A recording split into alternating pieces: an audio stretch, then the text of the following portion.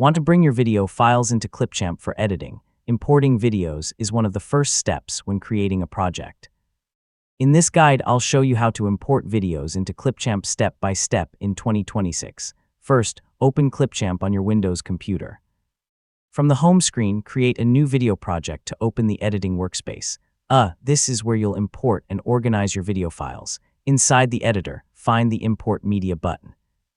Select it to open the File Selection window. Clipchamp can import supported video files from your computer and other available sources.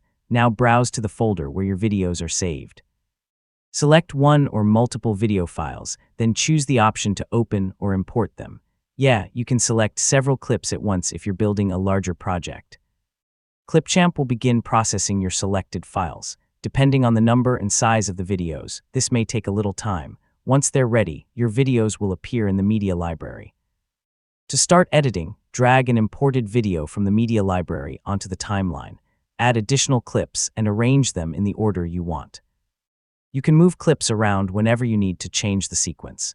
If you're working with many files, keep your project organized by importing only the media you need and arranging clips logically.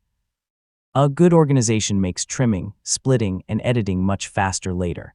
Finally, select a clip and preview it in Clipchamp to make sure the correct file was imported. Check the video quality, audio, and timing before you begin editing. And that's how to import videos into Clipchamp in 2026.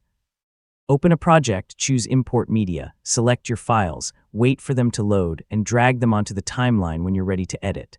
Thanks for watching, and I'll see you in the next tutorial.